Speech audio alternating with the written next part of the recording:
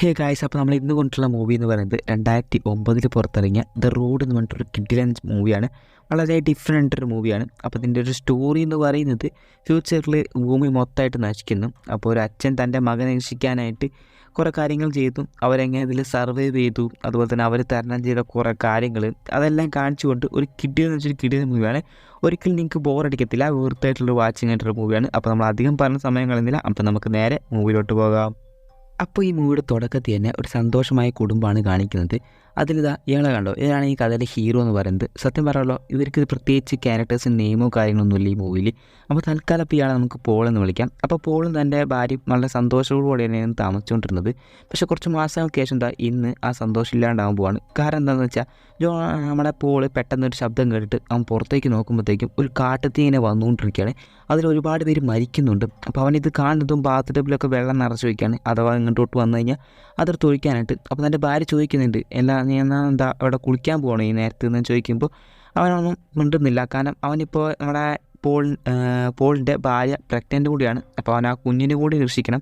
അതുകൊണ്ടാണ് അവൻ ഈ കാര്യങ്ങളെല്ലാം ചെയ്തത്. അപ്പോൾ നമ്മുടെ പോളിൻ്റെ ഭാര്യയാണെങ്കിലും പുറത്തേക്ക് നോക്കുമ്പോൾ ഈ കാട്ടുതീ അവളും കാണുന്നുണ്ട്. വളരെ കുറേ പേര് മരിക്കുന്നതും അവൾ കാണുന്നുണ്ട്. അങ്ങനെ പെട്ടെന്ന് ആ സീൻ കട്ട് ചെയ്ത് അതിനുശേഷം എന്താ സംഭവിച്ചതെന്ന് നമുക്ക് അവിടെ കാണിക്കുന്നില്ല.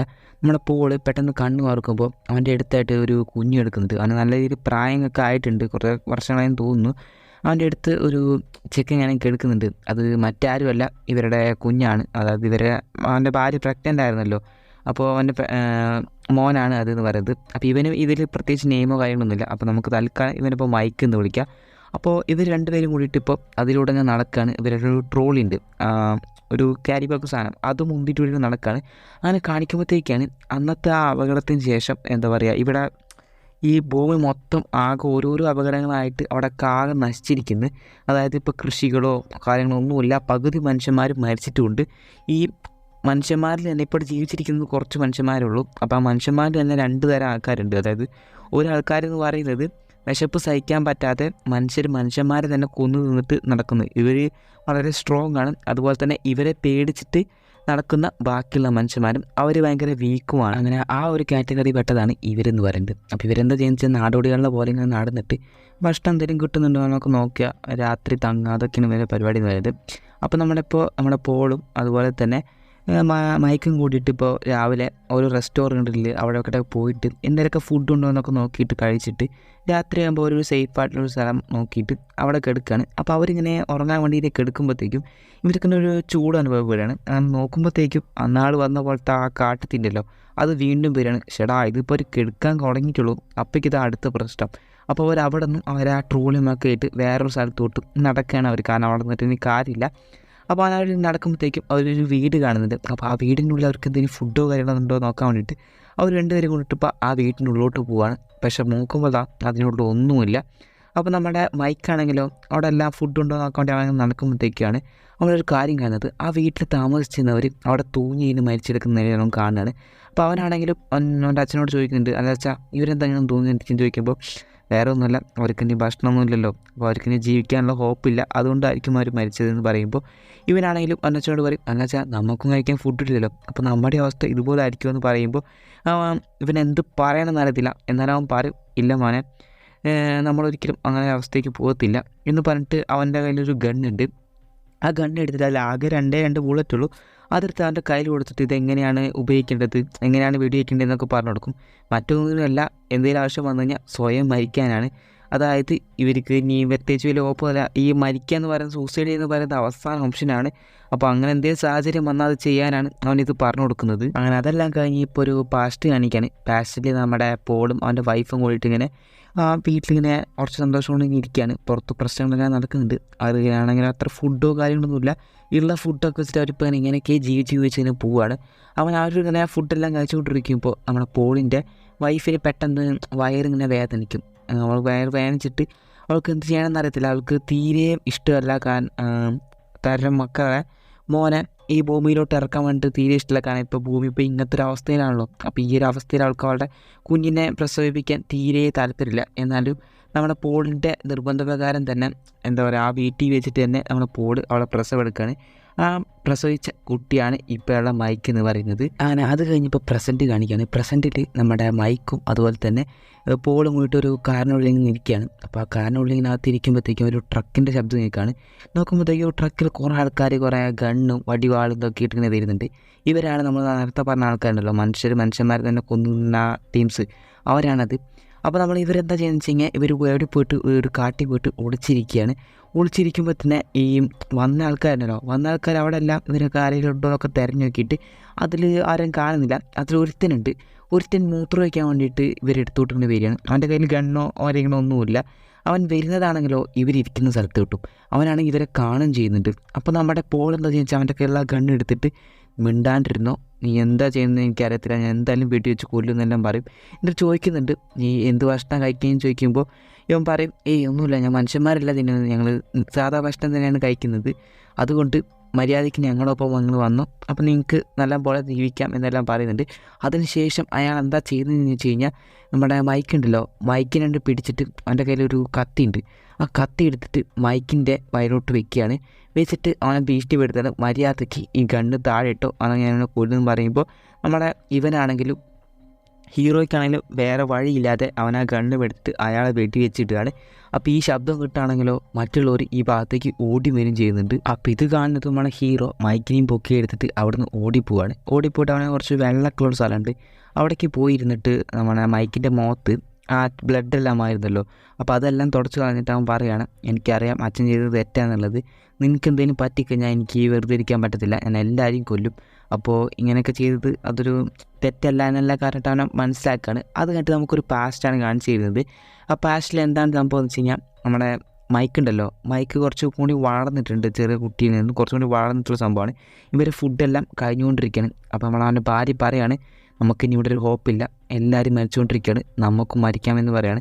അപ്പോൾ ഇവനാണെങ്കിൽ പറയാണ് ആണെന്ന് പറയാൻ പറ്റത്തില്ല, നമുക്ക് വേണ്ടി അല്ലെങ്കിൽ നമ്മുടെ കുഞ്ഞിന് വേണ്ടിയും നമ്മൾ ജീവിച്ചേ പറ്റത്തുള്ളൂ എന്ന് പറയുമ്പോൾ ഇല്ല, ഒന്നും നടക്കത്തില്ല, നമ്മുടെ ഹോപ്പെല്ലാം ഇതായി, ഇനി നിങ്ങൾക്ക് ജീവിക്കണമെന്നുണ്ടെങ്കിൽ നിങ്ങൾ ആ ബീച്ച് സൈഡിലോട്ട് പോകേണ്ടി വരും, അവിടേക്ക് എത്തുമോ ഇല്ല എന്നുള്ളതൊന്നും എനിക്ക് ഉറപ്പില്ല, ഞാൻ എന്തായാലും മരിക്കാൻ പോവാണ്, നിങ്ങൾ മരിക്കണമെന്ന് വെച്ച് കഴിഞ്ഞാൽ നിങ്ങൾക്ക് 2 ബുള്ളറ്റ് ഉണ്ട്, ഇതിലൊരു ബുള്ളറ്റ് തനിക്കും ഒരു ബുള്ളറ്റ് നമ്മുടെ കുഞ്ഞിനുമാണ് എന്ന് പറഞ്ഞിട്ടൊരു ഗണ്ണ് കൊടുക്കുകയാണ്, എന്തെങ്കിലും ആവശ്യം വന്നാൽ ഇത് യൂസ് ചെയ്തോ എന്ന് കണ്ടു കൊടുക്കുകയാണ്, ഞാൻ എന്തായാലും ഇവിടുന്ന് വിട്ട് പോവാണ് എന്ന് പറഞ്ഞിട്ട് അവസാനമായിട്ട് തൻ്റെ ഭർത്താവിനെയും അതുപോലെ തന്നെ മകനെയും ഒരു നോക്കിയിട്ട് എന്താ പറയുക, ആ സ്ത്രീ അവിടുന്ന് പോവുകയാണ്.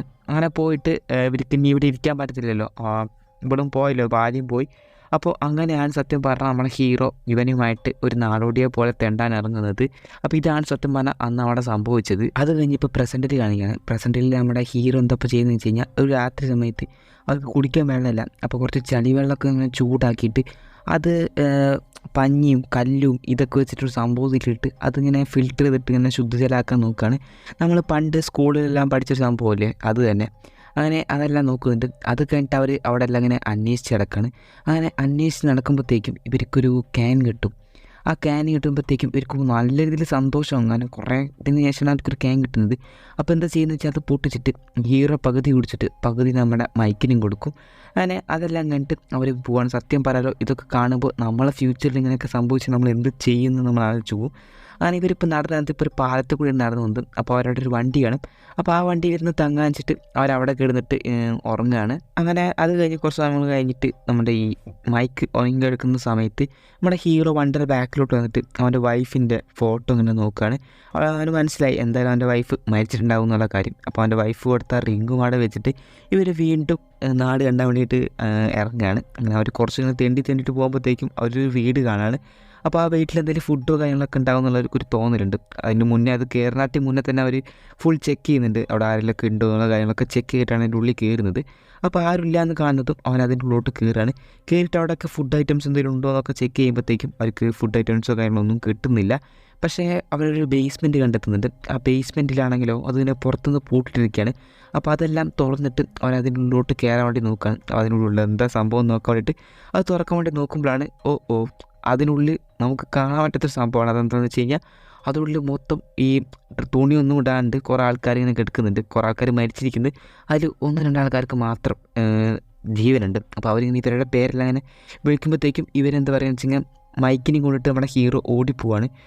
ഓടിപ്പോയിട്ട് എന്നൊരു മേലത്തെ റൂമിൽ പോയിരിക്കുമ്പോഴത്തേക്കും നമ്മുടെ മൈക്കിനെ പറയാണ്, അച്ഛാ പുറത്ത് ആരൊക്കെ വരുന്നുണ്ട് നമ്മൾ പറയുമ്പോഴത്തേക്കും പുറത്തിറങ്ങിക്കഴിഞ്ഞാൽ ഇവർക്ക് പ്രശ്നമാകുന്ന കാര്യം നമ്മുടെ ഹീറോയ്ക്ക് മനസ്സിലായി. അതുകൊണ്ട് തന്നെ മൈക്കിനെ കൊണ്ടിട്ട് അവർ മേലത്തെ റൂമിലോട്ട് വരികയാണ്. മേലത്തെ റൂമിലോട്ട് വന്ന് നോക്കുമ്പോൾ അവിടെ മൊത്തം ബ്ലഡാണ്. അപ്പോൾ സംഭവം എന്താണെന്ന് വെച്ച് കഴിഞ്ഞാൽ ഇതുണ്ടല്ലോ, ഈ വീടിൻ്റെ ഓണേഴ്സ് തന്നെയാണ് സത്യം പറഞ്ഞാൽ അവർ വരുന്നതും. അവരെന്താണെന്ന് വെച്ച് കഴിഞ്ഞാൽ മറ്റേതാണ്, അതായത് ഈ മനുഷ്യന്മാരെ കൊന്നു തിന്നുന്ന ആ ടൈപ്പിലുള്ളവരാണ്. അപ്പോൾ അവർ മനുഷ്യന്മാരെ കൊന്നു തിന്നാൻ വേണ്ടിയിട്ടാണ് അവർ ആ ബേസ്മെൻറ്റിൽ ആ മനുഷ്യന്മാരോട് കൊടുത്തു വെച്ചിട്ടുള്ളത്. അത് ഇവർ തന്നെയാണ്. അപ്പോൾ ആരെയാണ് അവർ പേടിച്ചിട്ട് നടക്കുന്നത്, അവരെ മുന്നിൽ തന്നെ പോയി പെട്ടിരിക്കുകയാണ് ഇവർ. അതേസമയം തന്നെ അവരിപ്പോൾ ഇവരുടെ അടുത്തോട്ട് തന്നെ വന്നുകൊണ്ടിരിക്കുകയാണ്. അപ്പോൾ നമ്മുടെ ഇതിനുണ്ടല്ലോ, ആകെ ഒരു ബുള്ളറ്റ് ഇവൻ്റെ കയ്യിലുള്ള ഹീറോയുടെ കയ്യിൽ.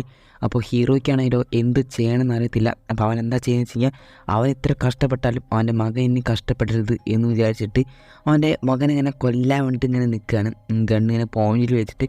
അപ്പോഴത്തേക്കും അവനത്തെ ഒരാൾ ഇവൻ്റെ അടുത്തോട്ട് ഇങ്ങനെ കയറി വരുന്നതും ബേസ്മെൻറ്റിൽ നിന്ന് ആ മറ്റാൾക്കാരുടെ ശബ്ദം ഉണ്ടല്ലോ, അവരുടെ ശബ്ദം കേട്ടിട്ട് അവർ അങ്ങോട്ട് പോവാണ്. അപ്പോൾ ഇതാണ് താപ്പെന്ന് കേട്ടിട്ട് നമ്മുടെ ഹീറോ അവനെ പിടിച്ചിട്ട് പുറത്തേക്ക് ചാടാണ്. ഇപ്പോൾ ആരും അടിയിലുണ്ടാകത്തില്ല എന്ന് കരുതിയിട്ട് അവരിപ്പോൾ ബേസ്മെൻറ്റിലോട്ട് പോകല്ലോ. അപ്പോൾ അതുവഴി അവർ ചാടിയിട്ട് ഒരു ജനൽ വന്ന് അവർ വന്ന വഴിക്ക് തന്നെ ചാടുകയാണ്. ചാടി ഇറങ്ങിയിട്ട് അവിടെ ഒരു പുല്ലുണ്ട്, ആ പുല്ലിൻ്റെ അവിടെ ഒളിച്ചിരിക്കുകയാണ്. കാരണം അവർ ഓടിക്കഴിഞ്ഞ് കഴിഞ്ഞാൽ അവർ ഓടുന്നത് അവർ കാണും. അപ്പോൾ അതുകൊണ്ട് തന്നെ ഇവർ ഹീറോ എന്താ ചെയ്യുന്നത് വെച്ച് കഴിഞ്ഞാൽ അവർ പതുങ്ങിന് കെടുക്കുകയാണ്. അപ്പോൾ തന്നെ മറ്റവന്മാർ ബേസ്മെൻറ്റിലെ ലോക്കാരെ പൊട്ടിച്ചിട്ടത് മനസ്സിലാക്കിയിട്ട് ഇവിടെ ആരെങ്കിലുമൊക്കെ ഉണ്ടാകാണ്ട് അവരെ ചെക്ക് ചെയ്ത് നോക്കണം. അപ്പോൾ ഒരുത്തൻ്റെ കയ്യിൽ ഒരു ബൈനോക്കുകളും കാര്യങ്ങളൊക്കെ ഉണ്ട്.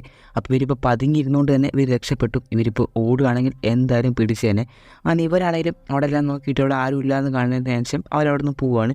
പക്ഷേ ഇവർ രാത്രി വരെ ഇപ്പോൾ അവിടെ നിന്ന് ഇരിക്കുകയാണ്, പതുങ്ങിയിരിക്കുകയാണ്. അത് കഴിഞ്ഞിട്ട് ഇപ്പോൾ ഒരു സേഫ് ആയിട്ടുള്ള സ്ഥലത്തോട്ട് അവർ പോവുകയാണ്. അങ്ങനെ ഒരു സേഫ് ആയിട്ട് സ്ഥലത്തോട്ട് പോയിട്ട് അവിടെ തീയെല്ലാം കൂട്ടിട്ട് അവർ ഇരിക്കുമ്പോഴത്തേക്കും മൈക്ക് അവൻ്റെ അച്ഛനോടൊരു കാര്യം ചോദിക്കുന്നുണ്ട്, ഇതെന്താ മനുഷ്യന്മാരെ തന്നെ കൊന്നു തിന്നുന്നത്, എന്തൊക്കെ പ്രശ്നം വന്നാലും അങ്ങനെയൊന്നും ചെയ്യാൻ പാടത്തില്ല, നമ്മളിങ്ങനെയൊന്നും ചെയ്യാൻ പാടില്ലെന്ന് പറയുമ്പോൾ അവനാണേലും പറയും, അതെ നമ്മൾ ഒരിക്കലും അങ്ങനെ ചെയ്യാൻ പാടത്തില്ല എന്ന് പറയാണ്. അത് കഴിഞ്ഞ് ഇപ്പോൾ അവർ വീണ്ടും അവരുടെ യാത്ര ഇങ്ങനെ തുടങ്ങുകയാണ്. അവർ നടന്നിട്ട് ഇപ്പോൾ എത്തിയിരിക്കുന്നത് ഇവിടെ ഹീറോ ജനിച്ചു വളർന്ന സ്ഥലമുണ്ടല്ലോ, അവിടുത്തെ ആ വീട്ടിലോട്ടാണ്.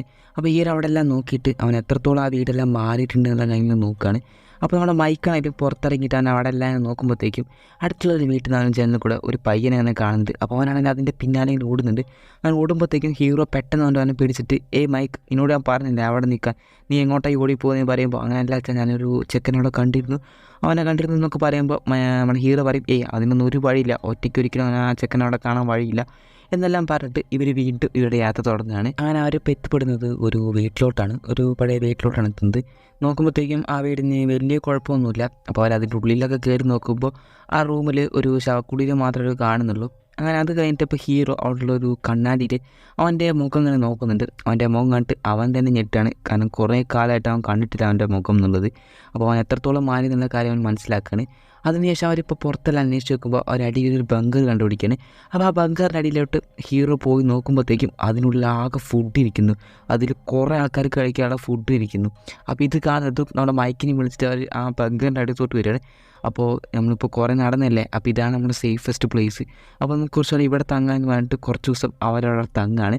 അങ്ങനെ ഇരിക്കുമ്പോഴത്തേക്കും നമ്മുടെ മൈക്ക് പെട്ടെന്ന് ഒരു ശബ്ദം കേൾക്കുകയാണ്, ഒരു നായയുടെ ശബ്ദം മേലെന്ന് ഇങ്ങനെ കേൾക്കുകയാണ്. അപ്പോൾ ഇത് വന്നിട്ട് നമ്മുടെ ഹീറോയോട് പറയുമ്പോഴത്തേക്കും ഹീറോ പറയും, നമുക്കിനി ഒരു നിമിഷം പോലും ഇരിക്കാൻ പറ്റത്തില്ല, നമുക്ക് എത്രത്തോളം ഫുഡ് എടുക്കാൻ പറ്റുമോ അത്രത്തോളം ഫുഡ് എടുത്ത് നമുക്ക് ഇവിടുന്ന് സ്ഥലം വിടാം. കാരണം ഒരിക്കലും ഒരു നായന ആളുണ്ടെങ്കിൽ ആ നായയുടെ ഒപ്പം തന്നെ അതിൻ്റെ വളർത്തുന്ന ആളുണ്ടായിരിക്കും. അപ്പോൾ നമുക്ക് ഇവിടുന്ന് എത്രയും പെട്ടെന്ന് പോകണമെന്ന് പറഞ്ഞിട്ട് അവർ ടൗണിൽ എല്ലാ ഫുഡും എടുത്തിട്ട് ട്രോളിയിലാക്കിയിട്ട് അവരവിടെ നിന്ന് പോവുകയാണ്. അങ്ങനെ ഇവരിങ്ങനെ നടന്നുകൊണ്ടിരിക്കുമ്പോൾ തന്നെ ഇവരെ മുന്നിലൂടെ ഒരാളിങ്ങനെ നടന്നു വന്ന് ഇവർ കാണുന്നുണ്ട്. അതൊരു വയസ്സായ ആളും കൂടിയാണ്. അപ്പോൾ അയാൾ തിരിഞ്ഞ് നോക്കുമ്പോൾ ഇവർ കുറേ നേരമായിട്ട് ഇവരെ ഫോളോ ചെയ്യുന്ന പോലെയാണ് എനിക്ക് തോന്നുന്നത്. അപ്പോൾ അയാൾ പെട്ടെന്ന് തിരിഞ്ഞിട്ട് പറയും, നിങ്ങളെന്തിനാണ് ഇങ്ങനെ ഫോളോ ചെയ്യുന്നത്, എൻ്റെ കയ്യിൽ ഇതാ ഒന്നുമില്ല എന്നുകൊണ്ട് അയാളുടെ കയ്യിൽ നിൽക്കുന്ന ഒരു ബാഗ് എടുത്തിട്ട് ഇവരെടുത്തേക്ക് എറിയും. അപ്പോൾ ഹീറോ പറയും, ആ ബാഗ് എടുത്ത് കൊടുത്തിട്ട് അയാളുടെ കയ്യിലെടുത്തിട്ട് പറയും, ഞങ്ങൾ അങ്ങനത്തെ ആൾക്കാരൊന്നുമില്ല എന്നൊക്കെ പറയും.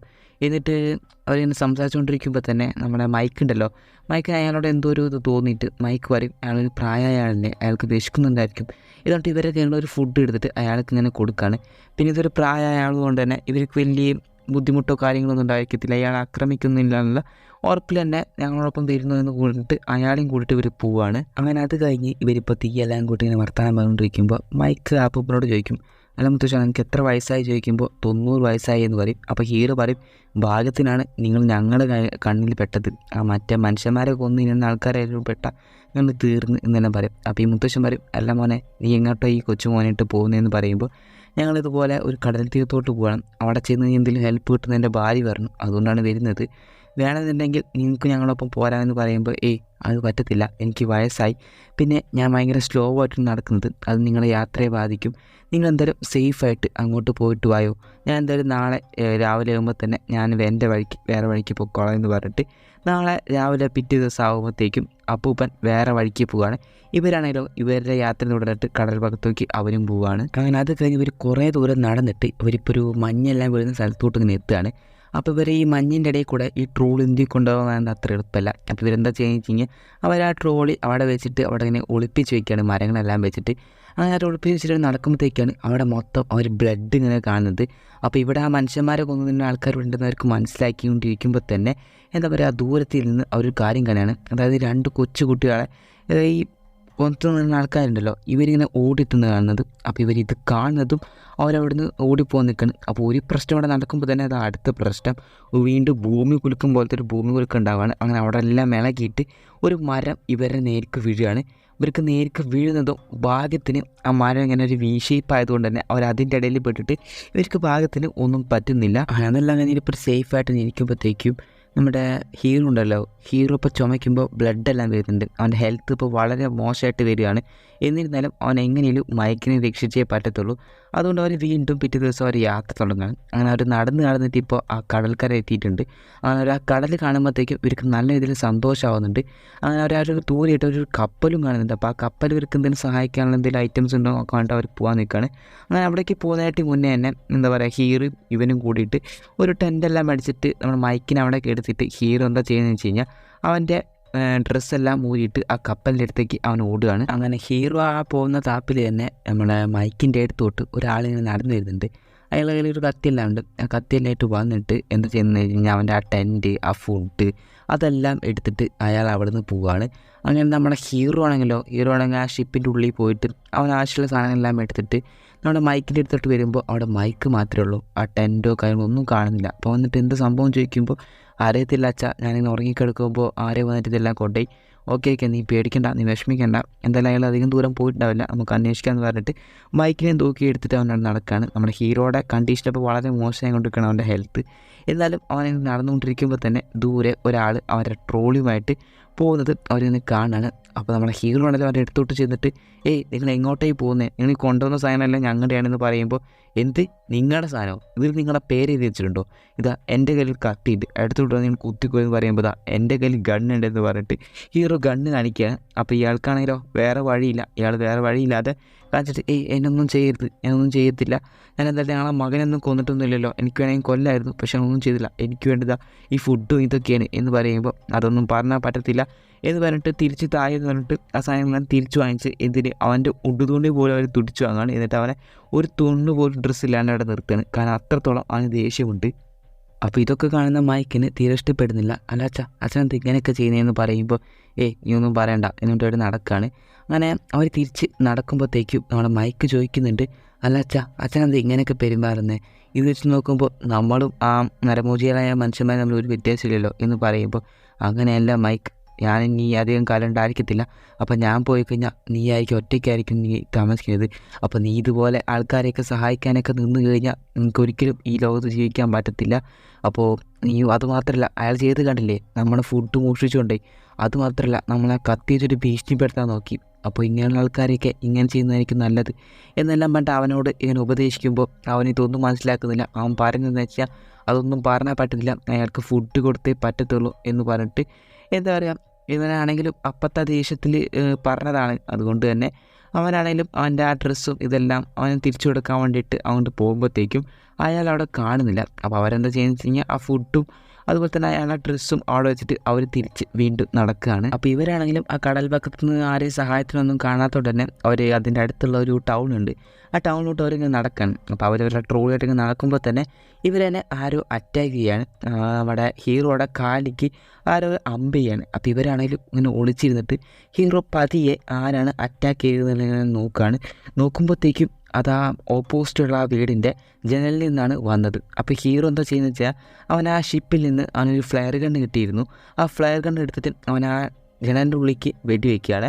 വെടി വയ്ക്കുമ്പോഴത്തേക്കും അതിലുള്ളത് ഒരു ചീറലിലേക്കാണ്. അപ്പോൾ അപ്പോഴത്തേക്ക് ഇവരെന്താ ചെയ്യുന്നത് വെച്ച് കഴിഞ്ഞാൽ ആ വീട്ടിൻ്റെ അകത്തേക്ക് അവൻ കയറി നോക്കുകയാണ്. ഹീറോ കയറി നോക്കുമ്പോഴത്തേക്കും അവനെ ആ അമ്പ് ചെയ്ത ആൾ മരിച്ചു കിടക്കുന്നുണ്ട്.